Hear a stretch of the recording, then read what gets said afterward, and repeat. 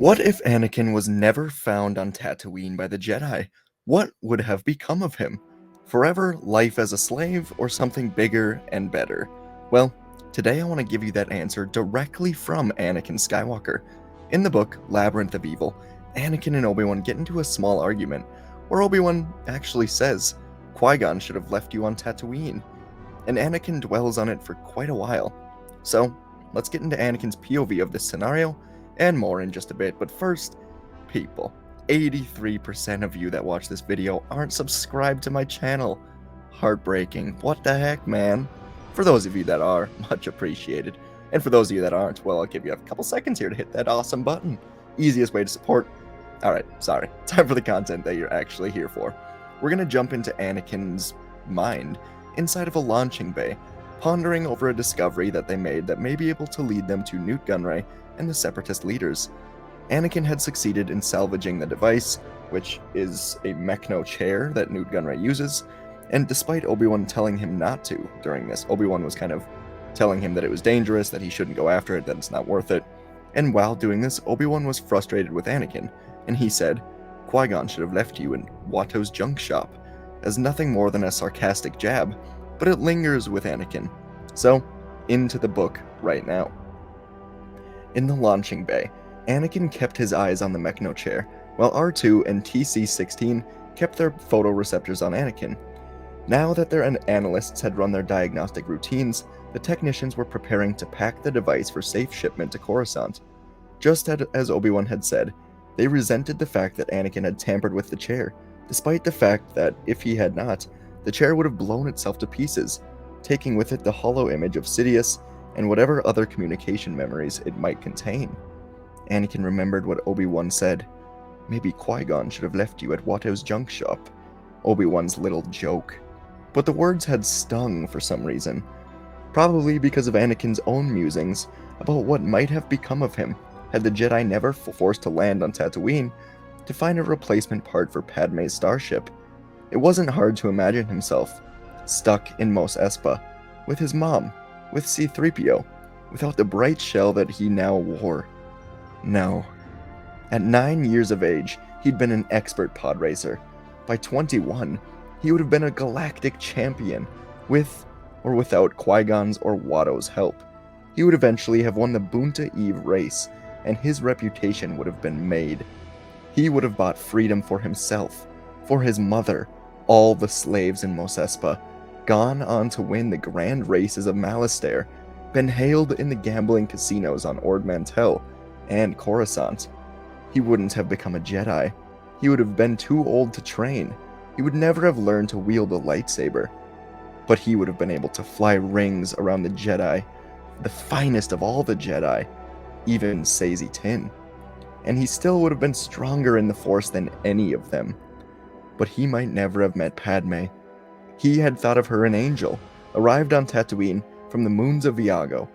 A playful remark on his part, but not as entirely innocent as it had sounded. Even so, to her he was just a funny little boy. Padme didn't know it then, that he wasn't limited to skill for building and fixing things. He had an uncanny sense for knowing what was going to happen, a certainty that he would become celebrated. He was always different, chosen long before the Jedi Order had bestowed the title. Mythical beings came to him, angels and Jedi, and he excelled in contests in which the humans weren't even meant to participate. And yet, even with an angel and Jedi for guests in his home, he hadn't divined the sudden departure from Tatooine, the Jedi training, his marriage. He was no longer the funny little boy, but Padme remained his angel, and a vision of her broke his reverie. Something had changed. His heart filled with longing for her. Even through the Force, he couldn't clarify what he was feeling. He simply knew he should be with her, that he should be there to protect her. Of course, at this moment, it doesn't say this in the book, but I assume this is the moment Padme realized she was pregnant, so there's that. He flexed his artificial hand. Remain in the living Force, he had to tell himself. A Jedi didn't dwell in the past. A Jedi surrendered attachment to persons and things that passed out of their life. A Jedi didn't fantasize or think, what if? He cut his eyes to the 3 human technicians who were fitting the Mechno chair into a crash foam safety harness. One of them was working too fast and almost knocked the chair over. Anakin shot to his feet and stormed across the bay. "Be careful with that," he shouted. The oldest of the 3 gave him a scornful glance. "Relax, kid. We know our job." "Kid," Anakin thought to himself, and he waved his hand, calling on the Force to keep the Mechno chair fixed in place.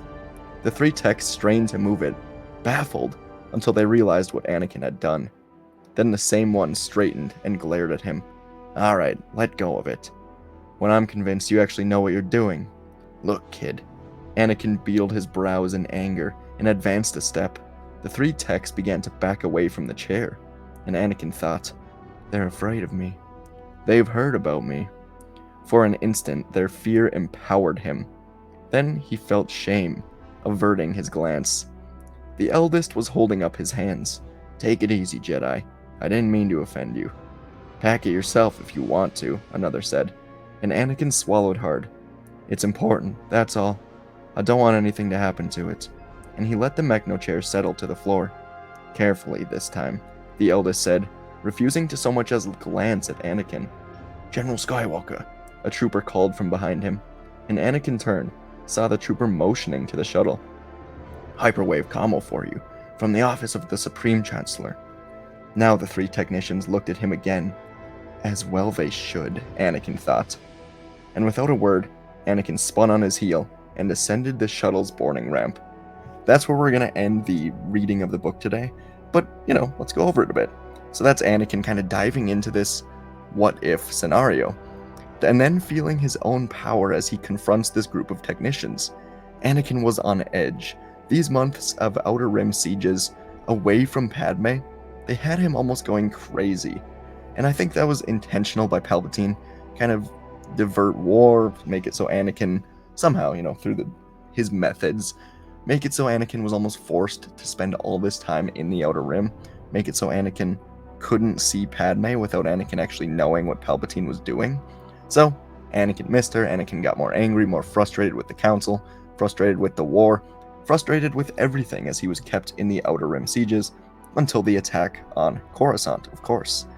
And Anakin revealed in this point of view, in this what-if scenario that he had, that he always knew he was special, more special even than the rest of the Jedi. He thought he would always have the Force, be more powerful, started to think maybe he'd still be a slave with his mother, but immediately stops himself. He knows he wouldn't be. He knows he would have won the greatest pod race in the galaxy, and eventually become rich and good enough to free anyone that he wanted. He still would have been more powerful in the Force than any other Jedi, just with no way to control it, or know how to wield it. He still would have been the best pilot in the galaxy. And it makes me wonder, and this is my question to you as well if you're still watching to this point. If you are, thanks, that's awesome. Do you think Anakin would prefer this scenario to being a Jedi? I think he would have liked everything except not having Padme. Padme was truly everything to him, so that's a big factor in all of this, of course. But yeah, that's today's video. Let me know what you thought of it. Anakin wondering what would have happened if Qui-Gon never found him. Anyways, thank you for choosing my video of all the Star Wars videos on this platform. I've got a lot more if you're interested. Go check them out. A lot of Anakin lore. And yeah, thanks everybody. I'll see you in the next video.